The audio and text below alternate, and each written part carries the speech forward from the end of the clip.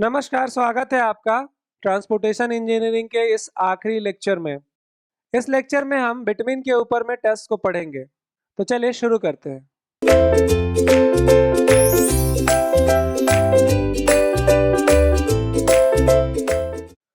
देखिए, विटामिन एक binding material है। सबसे पहले तो मैं विटामिन के बारे में आपको बता दूं। विटामिन, अगर हाईवे कंस्ट्रक्शन की हम बात करेंगे तो विटामिन एक तरह से सीमेंट का रिप्लेसमेंट है बेसिकली। ठीक है, बिटुमिनस कंक्रीट हम लोग बनाते हैं, तो यहाँ पे विटामिन जो है वो सीमेंट का रिप्लेसमेंट है। हम लोग सीमेंट की जगह पे हम लोग सीमेंट का ऑल्टरनेटिव है। ये भी एक बाइंडिंग मटेरियल है, सीमेंट भी एक बाइंडिंग मटेरियल है। कई बार हम लोग सीमेंट और विटामिन दोनों भी यूज करते हैं, लेकिन जनरली हम लोग सीमेंट को विटामिन से रिप्लेस करते हैं। ठीक है, अब विटामिन का जब हम इस्तेमाल करेंगे तो उसके लिए उसको पहले टेस्ट करना पड़ेगा। जैसे हम सीमेंट के लिए भी टेस्ट करते हैं, बहुत सारा टेस्ट है हमारा, उसी तरीके से हम विटामिन को भी टेस्ट करते हैं।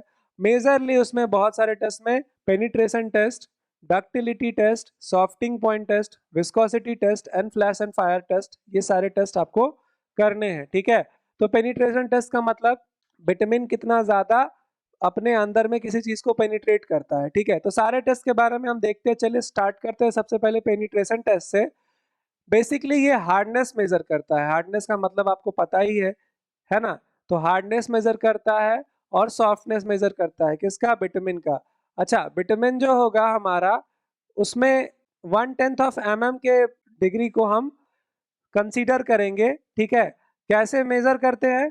तो स्टैंडर्ड लोड जो होगा, अच्छा स्टैंडर्ड लोड का मतलब है कि आप जैसे टेस्ट हम लोग परफॉर्म कर रहे हैं। ठीक है, सबसे पहले तो मैं आपको बता दूं कि जैसे ही हम लोग इसमें टेस्ट, जब हम लोग स्टार्ट करेंगे पेनिट्रेशन टेस्ट में, तो टेम्परेचर वहां पे कितना होना चाहिए, ये भी बहुत इंपॉर्टेंट है।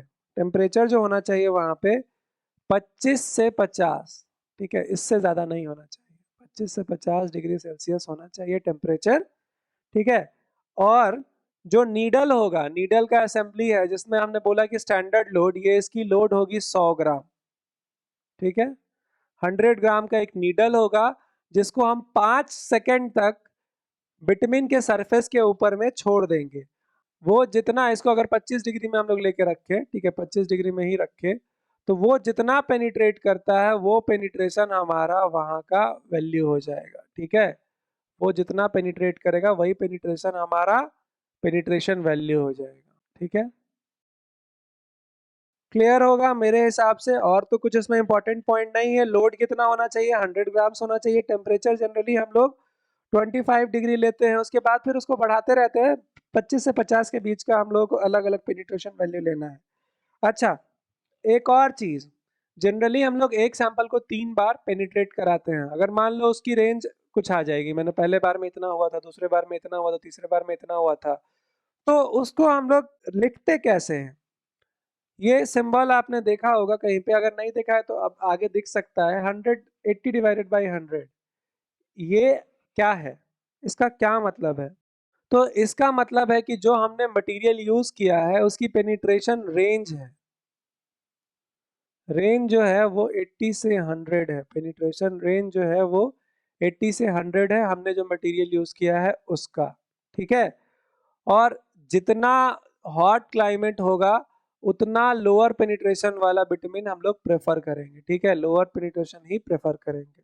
ठीक है, जैसे कोई विटामिन है 30/40, इसका मतलब क्या है कि इसकी रेंज क्या है? पेनिट्रेशन रेंज है इसकी 30 से 40। ठीक है, किस सैंपल में 30 आया होगा, किसी सैंपल में 40 हो गया होगा, तो उसकी रेंज क्या होगी? 30 से 40। मैक्सिमम और मिनिमम को हम लोग कंसीडर करके चलते हैं। तो आसान था ये। ठीक है, हमने यहाँ पे विटामिन सैंपल रख रखा है। ठीक है, और इस सैंपल के ऊपर में ये हमारा विटामिन सैंपल है, यहाँ नीडल है, वजन 100 ग्राम है। इसको यहाँ पे लगा के छोड़ देंगे, जितना पेनिट्रेट करेगा वही हमारी पेनिट्रेशन वैल्यू होगी। कम से कम 3 सैंपल्स को टेस्ट करेंगे, जो रेंज आएगा उस रेंज में हम लोग उसकी विटामिन की ग्रेड लिखते हैं। ठीक है, ये ग्रेडेशन का एक पार्ट है। फिर आता है हमारा डक्टिलिटी टेस्ट। तो डक्टिलिटी टेस्ट में कुछ नहीं है, हमारे पास एक सेटअप होता है जिसमें हम विटामिन को प्लेस करके होल्ड करा के फिर उसको धीरे धीरे एक्सपैंड कराते हैं। ठीक है, और उस एक्सपेंशन का जो रेट होता है वो हमारा कुछ स्पेसिफाई रेट होता है। ठीक है, एक्सपैंड जो कराना है उसको भी हम लोग देखते हैं कि एक्सपेंशन का जो रेट होना चाहिए वो होना चाहिए 50 mm पर मिनट। एक्सपेंशन का रेट क्या होना चाहिए? 50 mm पर मिनट के रेट से उसको एक्सपैंड कराएंगे। टेम्परेचर आपको दिखवाया हुआ है, टेम्परेचर आपको लिखवाया हुआ है 27 डिग्री, ठीक है, 27 डिग्री का टेम्परेचर होगा, ठीक। और मिनिमम डक्टिलिटी कितनी होनी चाहिए उसकी? 75 होनी चाहिए।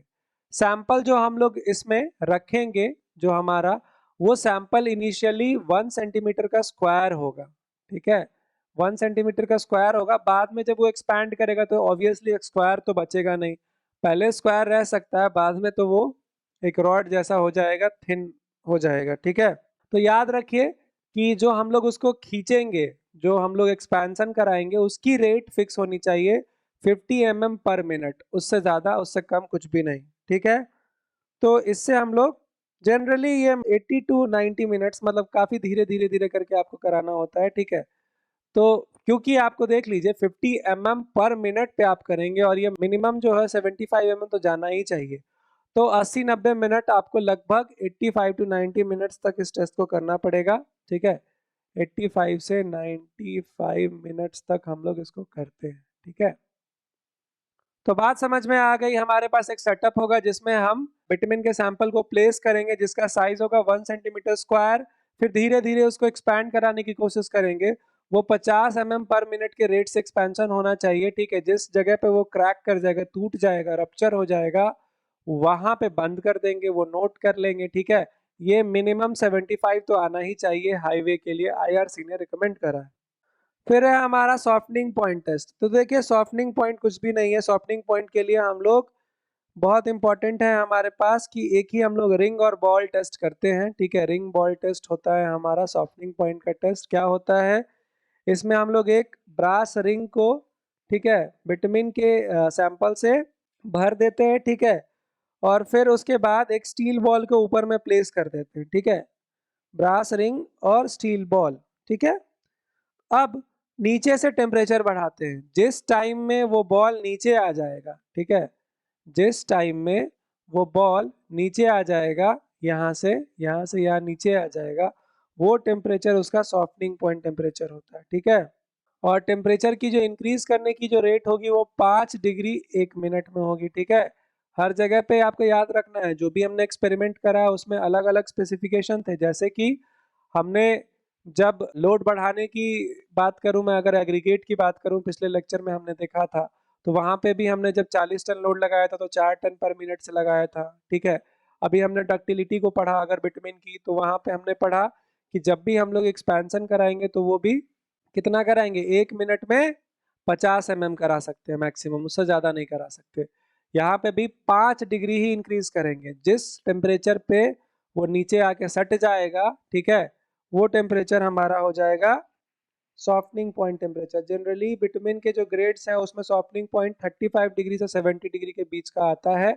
और हाइयर सॉफ्टनिंग पॉइंट होना चाहिए हॉट क्लाइमेट में। अगर किसी गर्म जगह पे हम रोड बनाना चाहते हैं तो वहाँ पे इसका रेंज होता है 35 से 70 डिग्री, लेकिन आप ज़्यादा वाला प्रेफर करोगे आप, ठीक है। तो आसान है, ये बॉल ऊपर था, ठीक है, जिस टेम्परेचर पे ये नीचे आ जाएगा वो टेम्परेचर हमारा सॉफ्टनिंग पॉइंट हो जाएगा, ठीक है। तो इस लेक्चर में इतना ही। और इसके अलावा कुछ टेस्ट है, जैसे फ्लैश एंड फायर टेस्ट है, तो उसमें हम लोग क्या करते हैं, उसको हीट करते हैं, ठीक है। इतना हीट करते हैं कि उसके ऊपर में फायर कैच कर ले, ठीक है। जिस टेम्परेचर पे वो फायर कैच कर लेता है वो टेम्परेचर हमारा फ्लैश एंड फायर टेम्परेचर होता है, ठीक है, फायर टेम्परेचर। और इसको जो हम लोग जिस सेटअप से टेस्ट करते हैं उसका नाम है पेंस्की मार्टिन। तो बस इतना नाम भी याद करने से आपका काम चल जाएगा, ठीक है। Pensky Martin, Pensky Martin cup, ठीक है। इसमें क्या टेस्ट करते हैं हम लोग? फ्लैश एंड फायर, ठीक है। हम लोग चेक करते हैं कि किस टेम्परेचर पे वो उसमें फायर कैच कर ले रहा है, ठीक है। तो ये था हमारा विटामिन के ऊपर में टेस्ट। तो चलिए, थैंक यू। इस लेक्चर में इतना ही।